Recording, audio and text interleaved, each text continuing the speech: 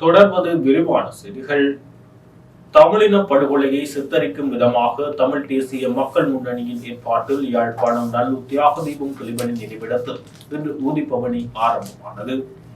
முள்ளிவாய்க்கால் இனப்படுகொலை வாரம் தற்போது இடம்பெற்று வரும் நிலையில் இந்த ஊர்தி பவனி ஒவ்வொரு மாவட்டங்களுக்கும் சென்று இறுதியாக முள்ளிவாய்க்காலை சென்றடைய உள்ளது. தமிழின படுகொலைக்கு சர்வதேச குற்றவியல் விசாரணை வேண்டும், தேசம், இறைமை, சுயநிர்ணயம், அங்கீகரிக்கப்பட்ட சமஷ்டி வேண்டும் போன்ற வாசகங்கள் அடங்கிய பதாதைகள் கட்டப்பட்ட இனப்படுகொலை நினைவு தூவி வைக்கப்பட்டுள்ள நிலையில் வீதிகளில் பயணித்த பொதுமக்களும் அஞ்சலி செலுத்தினர்.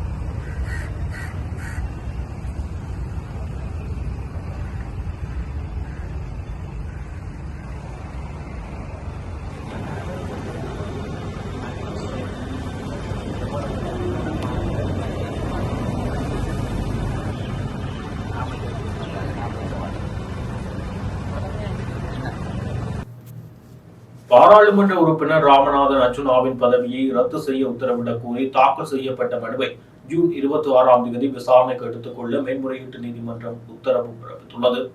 இந்த மனு இன்றைய தினம் நீதியரசர்களான மாயா துண்ணே கோரையா மற்றும் மகேன் கோபல்லாவு ஆகியோர் அடங்கிய மேல்முறையீட்டு நீதிமன்ற அமர்வு முன் விசாரிக்கப்பட்டுள்ளது. அமர்வின் பின்னர் இந்த மனுவை ஜூன் 26ஆம் தேதி விசாரணைக்கு எடுத்துக் கொள்ளுமாறு நீதிபதிகள் உத்தரவிட்டுள்ளனர். இந்த மனுவை சமூக ஆர்வலர் ஓஷ்லா ஹேரோ தாக்கல் செய்துள்ளார். பதவி இடைநீக்கம் செய்யப்பட்டுள்ள போலீஸ் மா அதிபர் தேசப்பொந்து தென்னகோன் மற்றும் முன்னாள் பொது பாதுகாப்பு அமைச்சர் ராணரஸ் ஆகியோர் பிரபல பாதாள உலக குழுவின் தலைவர்கள் கல்கட்டாவிடம் 30 கோடி ரூபாய் பணம் கோரியதாக தகவல்கள் வெளியாகின்றன. சிறையில் தடுத்து வைக்கப்பட்டிருக்கும் ஹரகட்டா வழக்கு விசாரணைக்காக இன்றைய தினம் போலீசாரால் நீதிமன்றத்துக்கு அழைத்து வரப்பட்ட நிலையில் அங்கிருந்து வெளியேறி செல்லும் போது ஊடகங்களை பார்த்து மேற்கூறிய கருத்தை சொல்லிச் சென்றுள்ளார். பதவி இடைநீக்கம் செய்யப்பட்டுள்ள முன்னாள் போலீஸ் மா அதிபர் தேசபந்து தென்னகோன் மற்றும் முன்னாள் அமைச்சர் டிரானலஸ் ஆகியோருக்கு 30 கோடி ரூபாய் பணத்தினை கொடுக்காத காரணத்தினால் தான் தங்காலையில் தடுத்து வைக்கப்பட்டுள்ளதாக ஹரத் கட்டா தெரிவித்துள்ளார். இவ்வாறு பணத்தினை கொடுக்காத காரணத்தினால் கோடி ரூபாய் செலவிட்டு தன்னை தடுத்து வைத்திருப்பதாகவும் ஹரத் கட்டா குறிப்பிட்டார். தங்காலையில் தொடர்ந்தும் தடுத்து வைப்பதற்கு மாதத்திற்கு 10 மில்லியன் ரூபாய் செலவாகும் என்றும் ஹரத் கட்டா தெரிவித்துள்ளார். மேலும் வெளியில் சொல்ல வேண்டிய பல விடயங்கள் இன்னும் உள்ளது, அவற்றையெல்லாம் விரைவில் நான் வெளிப்படுத்துவேன் என்றும் ஹரக்கட்டா சுட்டிக்காட்டியுள்ளார். இதேவேளை சிறைச்சாலையில் தடுத்து வைக்கப்பட்டுள்ள ஹரக்கட்டாவை விடுவிப்பதற்கு பேரம் பேசப்பட்டிருக்கலாம் என்றும் அது தொடர்பிலேயே ஹரக்கட்டா இன்று இவ்வாறு கருத்தினை வெளியிட்டு சென்றிருக்கலாம் என்றும் தெரிவிக்கப்படுகின்றது. ஆணையரவு தேசிய உப்பள ஊழியர்களின் கோரிக்கைகளை நிறைவேற்றுவதற்கான முயற்சிகள் மேற்கொள்ளப்படும் என கிளிநொச்சி மாவட்ட அரசு அதிபர் சுப்பிரமணியம் முரளிதரன் தெரிவித்தார். கிளிநொச்சி ஆணையரவு உப்பளத்தில் கடந்த 9 வருடங்களுக்கு மேலாக பணியாற்றும் தற்காலிக பருவகால ஊழியர்கள் தங்களுடைய பல்வேறு கோரிக்கைகளை முன்வைத்து கவன ஈர்ப்பு போராட்டம் ஒன்றினை இன்றைய தினம் ஆணையரவு உப்பளத்தின் முன்பாக முன்னெடுத்திருந்தனர். போராட்டம் இடம்பெற்ற பகுதிக்கு முன்னாள் நாடாளுமன்ற உறுப்பினர் முருகேஷ் சந்திரகுமார் சென்று போராட்டத்தில் ஈடுபட்டவர்களுடன் கலந்துரையாடி நிலைமைகளை கேட்டறிந்துள்ளார். குறிப்பிட்ட இடத்திற்கு கிளிநொச்சி போலீசார் விரைந்து ஆர்ப்பாட்டக்காரர்களுடனும் உப்பள முகாமையாளர்களுடனும் கலந்துரையாடியதை அடுத்து போராட்டம் கைவிடப்பட்டது. இதேவேளை போராட்டத்தில் ஈடுபட்டவர்கள் தங்களுடைய கோரிக்கைகள் அடங்கிய மனுக்களை இன்று மாவட்ட அதிபர் எஸ் முரளிதரன் அவர்களிடம் கையளித்துள்ளனர். இதனை அடுத்து கருத்து தெரிவித்த அரசு அதிபர் கிளிநொச்சி ஆணையரவு உப்பு உற்பத்தி கூட்டுத்தாபனத்தில் பணியாற்றும் பணியாளர்கள் தங்களுடைய தேவைகள் மற்றும் குறைபாடுகள் தொடர்பாக மனு ஒன்றினை கையளித்திருக்கின்றார்கள். குறித்த பணியாளர்களினது கோரிக்கை உரிய அமைச்சிற்கும் அதனுடைய தலைவர்களுக்கும் விரைவாக அனுப்பி வைக்கப்பட்டு இவர்களது கோரிக்கைகள் நிறைவேறுவதற்கான முயற்சிகள் மேற்கொள்ளப்படும் என்றும் அவர் சுட்டிக்காட்டியுள்ளார். வணக்கம். இந்த ஆணரவு படத்தை பற்றி இன்று ஒரு பேசுபொருளாக இருந்தது. இது இன்று இல்லை, எமது ஆட்சி அமைத்ததிலிருந்து இந்த உப்பளத்தை பற்றி ஒரு பேசு பொருளாக இருந்தது. நாங்கள் ரஜ உப்பு என்று பெயரை சூட்டியுள்ளோம் என்று அரசியல் ரீதியாக இதை அரசியலை மயப்படுத்தி கொண்டிருந்தார்கள். ஆனால் இந்த ரஜ உப்பு என்பது எங்களால் உருவாக்கப்பட்ட பெயர் இல்லை. இது முன்னைய ஆட்சியாளர்களால் மன்னாரில் மாந்தசோட்டில் உருவாக்கப்பட்டு அதன் கீழ் இது கொண்டு வரப்பட்டது. ஆனால் இதே இடத்தில் எமது அமைச்சர் ராமலிங்கம் சந்திரசேகரன் தோழர் அவர்கள் இந்த திறப்பு விழாவில் நேரத்திலேயே கூறியிருந்தார், இந்த ரஜ உப்பு என்று பெயர் சூட்டப்பட்டிருக்கிறது, அதை எதிர்வரும் காலத்தில் சந்தைப்படுத்த ஆணையரவு உப்பளம் என்று திரும்பவும் மீள பழைய பெயரை நாங்கள் சூட்டுவோம் என்று அது இன்று நிறைவேறி இருக்கிறது. எதிர்வருங்காலத்தில் பலர் கூறுகிறார்கள், இந்த தொழிற்சாலை இன்னும் ஆரம்பிக்கப்படவில்லை, இது உப்புகளை வேறு கம்பெனிகளுக்கு மொத்த விலைக்கு வழங்கி கொண்டிருக்கிறார்கள், இங்கே வேலை செய்யும் ஊழியர்களுக்கு சிறந்த சலுகைகள் பெற்றுக் கொடுக்கவில்லை என்று கூறுகிறார்கள். இன்றைய தினம் அது சம்பந்தமான போராட்டம் ஒன்று நடைபெற்றிருந்தது. அவர்களையும் நாங்கள் எதிர்வருங்காலத்தில் அவர்களுடன் கதைத்து அவர்களுக்கு என்ன பிரச்சனை இருக்கிறது என்று கேட்டு அவர்களின் பிரச்சனையை நிவர்த்தி செய்து, ஏனென்றால் வேலை செய்பவர்களுக்கு பூரணமான ஒரு சுதந்திரத்தை பெற்றுக் கொடுக்க வேண்டிய தேவை இருக்கிறது அரசாங்கத்தில். என்றால் அப்போதுதான் அவர்கள் நிம்மதியாக வேலை செய்வார்கள். அவர்கள் போக்குவரத்துக்கு இடையூறு இருக்கிறதுக்கு எதிர்வரும் காலத்தில் அவர்களுக்கு போக்குவரத்தை பெற்றுக் கொடுப்பதற்கான நடவடிக்கை எடுக்க இருக்கின்றோம். ஏனென்றால் இன்னும் உப்பு இயங்கவில்லை. இன்னும் குறைந்த ஒரு 2 கிழமையில் இந்த உப்பை இயக்குவதற்கு தீர்மானித்திருக்கோம். ஏனென்றால் அதில் ஏற்பட்ட ஒரு தொழில்நுட்ப பிரச்சனை ஒன்று இருக்கிறது. இந்த மிஷினரி இந்தியாவினிடமிருந்து பெற்று இந்த மிஷினரியை பிட் பண்ணி இருக்கிறோம். அதில் ஒரு கோஸ் ஒன்று வெடித்திருக்கின்ற நிமித்தமாக அதை இன்று ஆர்டர் பண்ணியிருந்தோம். அது இன்று கொழும்புக்கு வந்துவிட்டது. எதிர்வருங்காலத்தில் அந்த மெட்டீரியல் வந்து இதை பிட் பண்ணும்போது இந்தியாவில் இருக்கும் தொழில்நுட்ப உத்தியோகத்தர்களும் வந்து அதை செய்து நம்பிக்கை இருக்கிறது. 2 கிழமையில் இதை மக்கள் ஆணையரவு உப்பளம் என்ற எலிவன் பாஸ் உப்பளம் என்ற பெயரில் வெளியில் விநியோகிக்க தீர்மானிக்கிறோம். இந்த உப்பளம் விநியோகிக்கும் போதுதான் இங்கே வருமானங்கள் அதிகரிக்கும். அப்போது இங்கே வேலை செய்பவர்களுக்கு சிறந்த ஊதியங்களும் சலுகைகளையும் பெற்றுக் கொடுப்பது தீர்மானித்திருக்கிறோம். எமது இலக்கு கூட இன்று 13,000 மெட்ரிக் டன் இருக்கும் உப்பை ஒரு 2026 ஆண்டு அளவில் 30,000 மெட்ரிக் டன் எவ்வாறு அதிகரிப்பதென்றதே எமது இலக்கு. அதை நோக்கித்தான் குறிஞ்சாத்துக்கான நிதி ஒதுக்கூடல் என்று செய்துள்ளோம். அந்த குறிஞ்சாத்துவை மெருகூட்டுவதற்கு தீர்மானித்திருக்கோம். இதை ஒரு சிலர் ஊழியர்களின் மனவருத்தத்தையும் அவர்களின் தாங்கிக் கொள்ளாத வேதனைகளையும் யுத்தம் முடிந்து 16 ஆண்டுகள் இந்த வேதனையை தாங்கி இருக்கிறார்கள். இன்று 6 மாதம் ஆயிருக்கு. அந்த வேதனைகளை உணர்ந்து கொண்ட ஒரு சிலர் இதை ஒரு போராட்டமயப்படுத்துவதற்கு நினைக்கின்றனர். ஆனால் அவர்கள் போராடினது பிழை என்று நாங்கள் கூறவில்லை. ஏனென்றால் அவர்கள் வேதனை 16 ஆண்டுகளாக இருக்கிறது. எதிர்காலத்தில் அவர்களின் வேதனைகளை எமது அரசாங்கம் கண்டிப்பாக நிவர்த்தி செய்து இந்த ஆணரவு உப்பளத்தை மேலும் ஒட்டுமொத்த இலங்கைக்கும் விநியோகித்து அதே நேரம் உலகத்துக்கும் எவ்வாறு இந்த ஆணரவு உப்பளத்தை வெளிநாடுகளுக்கு விநியோகிப்பது என்று தீர்மானித்துக் கொண்டிருக்கிறோம். அந்த இலக்கை நோக்கித்தான் நகர்த்தி கொண்டிருக்கிறோம். கண்டிப்பாக இந்த ஆணரவு என்பது இலங்கைக்கு மட்டுமில்லை, ஒட்டுமொத்த உலகத்துக்கும் இது விநியோகிக்கப்படும் உப்பு கூட்டுத்தாபனமாக திகழும் என்று இந்த பிரதேச மக்களுக்கு கூறிக்கொள்கிறேன். பொதுமக்களின் சுகாதார பாதுகாப்பு மற்றும் போக்குவரத்து வசதிகளை மேம்படுத்துவதற்காக நாடளாவிய ரீதியில் உள்ள எரிபொருள் நிரப்பு நிலையங்களில் முதன்மை சுகாதார பாதுகாப்பு வசதிகளை வழங்குவதற்காக தேசிய மட்ட திட்டம் ஒன்று ஆரம்பிக்கப்பட்டுள்ளது. குறித்த திட்டம் இன்றைய தினம் ஜனாதிபதி அலுவலகத்தில் ஆரம்பித்து வைக்கப்பட்டது. அதன்படி கிளீன் ஸ்ரீலங்கா, ஜனாதிபதி செயலணி, வலுசக்தி அமைச்சு மற்றும் நாட்டின் 4 பிரதான எரிபொருள் விநியோகஸ்தர்களான இலங்கை பெட்ரோலிய கூட்டுத்தாபனம், லங்கா ஐஓசி, ஸ்னோஃபெக் எனர்ஜி லங்கா நிறுவனம் மற்றும் RMFAX நிறுவனங்களுக்கு இடையிலான புரிந்துணர்வு ஒப்பந்தம் இதன்போது கைச்சாத்திடப்பட்டது. நாடளாவிய ரீதியில் உள்ள எரிபொருள் நிரப்பு நிலையங்களை சுத்தமான, பாதுகாப்பான மற்றும் பலவீனமானவர்கள் இலகுவாக அடுக்கக்கூடிய வகையில் சுகாதார பாதுகாப்பு வசதிகளுடன் கூடிய இடங்களாக மாற்றும் நோக்கில் இந்த வேலை திட்டம் முன்னெடுக்கப்படுகின்றது. அதன்படி 3 வருட காலத்துக்குள் பொதுமக்களுக்காக நவீன சுகாதார பாதுகாப்பு வசதிகளுடன் கூடிய 540 இடங்களை அமைக்க எதிர்பார்க்கப்படுகின்றது. அவற்றில் 100 இடங்களை 2025ஆம் ஆண்டுக்குள் முழுமைப்படுத்த எதிர்பார்க்கப்படுவதாக தெரிவிக்கப்படுகின்றது. கொழும்பு பேராய கர்தினால் மல்கம் ரஞ்சித் புதிதாக நியமிக்கப்பட்ட பாப்பரசர் மற்றும் ரோமன் கத்தோலிக்க திருச்சபையின் தலைவரான அமெரிக்காவைச் சேர்ந்த கர்தினால் ரோபர்ட் பிரிமோஸ்டை சந்தித்தார். இந்நிலையில் கர்தினால் மல்கம் ரஞ்சித் மற்றும் பாப்பரசர் ரோபர்ட் பிரிவோஸ்ட் ஆகியோர் சுமூகமான கலந்துரையாடல்களில் ஈடுபடும் புகைப்படங்களை கொழும்பு கத்தோலிக்க மறைமாவட்டம் சமூக ஊடகங்களில் பகிர்ந்துள்ளது.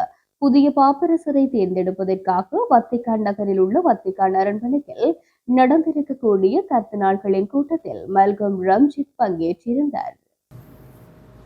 இனப்படுகொலை தொடர்பான ஆதாரமற்ற குற்றச்சாட்டுகளை இலங்கை அரசாங்கம் கடுமையாக நிராகரிப்பதாகவும் கனடாவில் தமிழ் இனப்படுகொலை நினைவு சின்னம் கட்டியதற்கு இலங்கை அரசாங்கம் தனது எதிர்ப்பை இன்று வெளியிட்டுள்ளது. இது தொடர்பான அறிக்கை இலங்கையின் வெளியுறவு மற்றும் சுற்றுலா அமைச்சினால் இன்று வெளியிடப்பட்டுள்ளது. இலங்கையில் போரின் இறுதிக்கட்டத்தின் போது இனப்படுகொலை நடந்ததாக கூறப்படும் குற்றச்சாட்டு தேசிய அல்லது சர்வதேச அளவில் எந்த ஒரு நம்பகமான அதிகாரியாலும் நிரூபிக்கப்படவில்லை என்றும் அது தவறான தகவல்களை அடிப்படையாக கொண்டது என்றும் அந்த அறிக்கையில் கூறப்பட்டுள்ளது. குறித்து தவறான கதையை இலங்கை கடுமையாக நிராகரிப்பதாகவும் கனடாவில் தேர்தல் ஆதாயத்துக்காக இது முதன்மையான பிரச்சாரமாக செய்யப்பட்டுள்ளது என்று எதிர்பார்ப்பதாகவும் அதில் தெரிவிக்கப்பட்டுள்ளது. இலங்கை அரசின் அறிக்கையில் மேலும் தெரிவிக்கப்பட்டுள்ளதாவது ஏப்ரல் 2021 கனடாவின் வெளியுறவு திணைக்களம், வர்த்தகம் மற்றும் அபிவிருத்தி திணைக்களம் இலங்கையில் இனப்படுகொலை நடந்ததாக கனேடிய அரசாங்கம் எந்த கண்டுபிடிப்புகளையும் செய்யவில்லை என்பதை உத்தியோகபூர்வமாக உறுதிப்படுத்தியது. கனடா 2006ஆம் ஆண்டு தமிழீழ விடுதலை புலிகளை பயங்கரவாத அமைப்பாக அறிவித்ததுடன் 2024 ஜூன் மாதத்திலும் அதனை மீண்டும் இந்த பெயரை உறுதிப்படுத்தி இருக்கின்றது. கனடாவின் பிரம்டனில் உள்ள சின்குவாசி பூங்காவில் தமிழ் இனப்படுகொலை நினைவு சின்னம் என்று அழைக்கப்படுவதை இலங்கை அரசாங்கம் பலமுறையும் கடுமையாகவும் எதிர்த்துள்ளது. இது வருந்தத்தக்க முயற்சியை தடுக்க தலையிடுமாறு கனடாவின் பெடரல் அரசாங்கம் பிரம்டன் நகர சபையை பலமுறையும் கோரியுள்ளது. இந்த கட்டுமானம் பரந்த இலங்கை மற்றும் கனேடிய சமூகங்களில் எதிர்மறையான தாக்கத்தை ஏற்படுத்தும் என்றும் இலங்கை கருதுகின்றது. இதுபோன்ற ஆதாரமற்ற குற்றச்சாட்டுகளை பரப்புவதும், பொய்யான தகவல்களை அடிப்படையாக கொண்டு நினைவு சின்னங்களை கட்டுவதும், பொதுமக்களை தவறாக வழிநடத்துவது மட்டுமல்லாமல் அனைத்து சமூகங்களுக்கு இடையில் நல்லிணக்கம், தேசிய ஒற்றுமை மற்றும் நீடித்த அமைதியை நோக்கிய இலங்கையின் உண்மையான முயற்சிகளையும் தடுக்கின்றது. இது தொடர்பாக வெளியுறவு அமைச்சர் விஜித ஹேரத் இன்றைய தினம் கனேடிய உயர்ஸ்தானிகரை சந்தித்து இனப்படுகொலைக்கான ஆதாரமற்ற குற்றச்சாட்டுகள் மற்றும் அத்தகைய நினைவு சின்னத்தை கட்டுவதற்கான ஒப்புதலுக்கு இலங்கை அரசாங்கத்தின் கடுமையான ஆட்சேபனையை மீண்டும் வலியுறுத்தியுள்ளார். முள்ளிவாய்க்கால் நினைவேந்தல் வாரத்தை முன்னிட்டு யாழ்ப்பாண பல்கலைக்கழகத்தில் இரத்த தான முகாம் ஒன்று நடைபெற்றது. யாழ்ப்பாண பல்கலைக்கழக சமூகத்தின் ஒருங்கிணைப்பில் இன்றைய தினம் குறித்த இரத்த தான முகாம் முன்னெடுக்கப்பட்டது. குருதியால் தோய்ந்து நம் தேசத்துக்காய் ஒரு துளி குருதி எனும் கருப்பொருளில் மாபெரும் இந்த இரத்த தான முகாம் இடம்பெற்றது. இதில் யாழ்ப்பாண பல்கலைக்கழக மாணவர்கள், பொதுமக்கள் பலரும் கலந்து கொண்டு குருதி கொடையில் ஈடுபட்டனர். தமிழ், சிங்கள, முஸ்லிம் மாணவர்கள் என்று அனைவரும் இன, மத, மொழி பேதங்களை கடந்து இந்த இரத்த தான முகாமில் ஈடுபட்டதாக தெரிவிக்கப்படுகின்றது.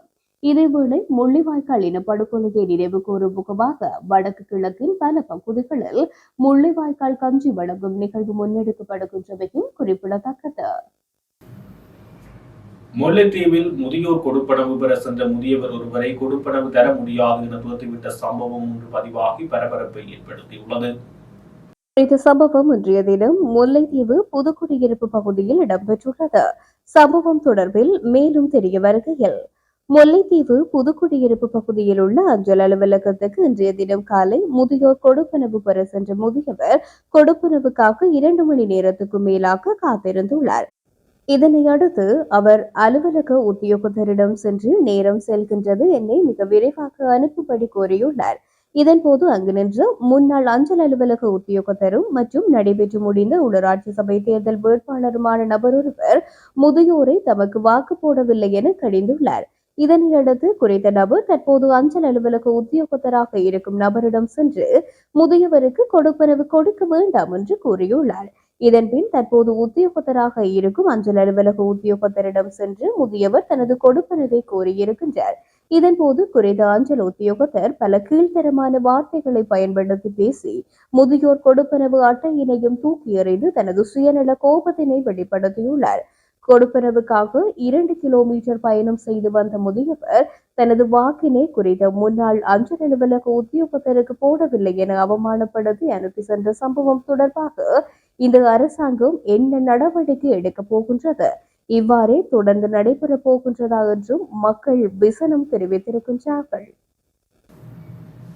சமீபத்தில் நடைபெற்ற 2025 உள்ளூராட்சி மன்ற தேர்தலில் உறுப்பினர்கள் தேர்ந்தெடுக்கப்பட்ட உள்ளூராட்சி மன்றங்களின் அதிகாரப்பூர்வ பதவிக்காலம் 2025 ஜூன் 2ஆம் தேதி ஆரம்பமாவதாக தேர்தல் ஆணைக்குழு அறிவித்துள்ளது.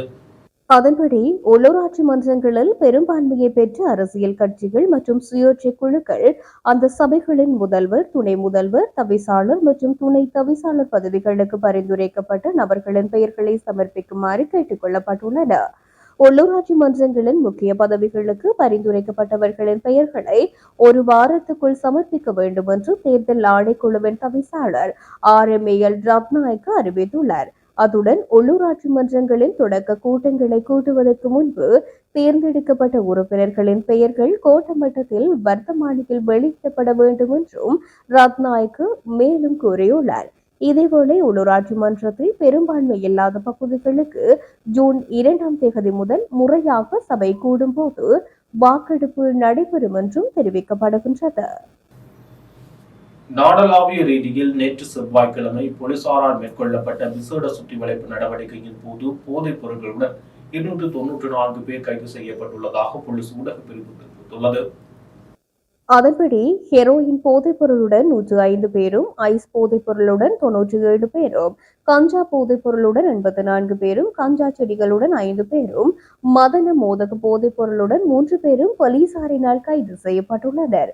இந்த விசேட சுற்றிவளைப்பு நடவடிக்கையின் போது 131 கிராம் 476 மில்லிகிராம் ஹெரோயின் போதைப் பொருளும், 211 கிராம் 146 மில்லிகிராம் ஐஸ் போதைப் பொருளும், 1 கிலோ 494 கிராம் 761 மில்லிகிராம் கஞ்சா போதைப் பொருளும், 5250 கஞ்சா செடிகளும், 29,350 மதன மோதக போதைப் பொருளும் போலீசாரால் கைப்பற்றப்பட்டதாக போலீஸ் ஊடக பிரிவு மேலும் தெரிவித்துள்ளது. முன்னாள் பாராளுமன்ற உயர் அதிகாரிகளின் வெளிநாட்டு பயணங்கள் தொடர்பில் விசாரணை ஒன்று நடத்தப்பட உள்ளதாக பாராளுமன்ற தகவல்கள் வெளியாகியுள்ளன. இது குறித்த உத்தரவை சபாநாயகர் ஜகத் விக்ரமரத்ன பிறப்பித்துள்ளார். இதன் அடிப்படையில் 2000ஆம் ஆண்டிலிருந்து தற்போது வரை மேற்கொள்ளப்பட்ட பயணங்களை உள்ளடக்கியதாக குறித்த விசாரணை முன்னெடுக்கப்பட உள்ளது. சில உயர் அதிகாரிகள் ஒரே மாதத்தில் 3 முறை வெளிநாட்டு பயணித்திருந்த சம்பவங்களும் அவர்கள் கலந்து கொண்ட வேலை திட்டங்கள் மற்றும் மாநாடுகளின் தொடர்பும் இந்த விசாரணையின் கீழ் பரிசீலிக்கப்பட உள்ளது. சில பயணங்கள் அங்கீகரிக்கப்படாத வகையில் மேற்கொள்ளப்பட்டு அரசின் பொது நிதிகளில் பல மில்லியன் ரூபாய்கள் செலவிடப்பட்டுள்ளன என சபாநாயகரின் அலுவலகம் தெரிவித்துள்ளது. இந்த விசாரணையின் அறிக்கை அடுத்த மாதம் சபாநாயகரிடம் சமர்ப்பிக்கப்படும் என எதிர்பார்க்கப்படுகின்றது. இதற்கிடையில் அமைச்சரவை ஆணைக்குழுவின் செயலாளராக இருந்து தம்மிக்க தசநாயக்க தமது பதவி விலக்கியுள்ளார். இதன்படி இவரின் பதவி விலகல் நாளை முதல் நடைமுறைக்கு வரும் என தெரிவிக்கப்படுகின்றமை குறிப்பிடத்தக்கது. இத்துடன் ஜெஃப்னா கேலரியின் இரவு நேர பிரதான செய்திகள் நிறைவு பெறுகிறது. மேலும் செய்திகளை அறிந்து கொள்ள நமது இணையதள பக்கமான www.jeffnagallery.lk என்ற இணையதளத்துடன் இணைந்தீர்கள்.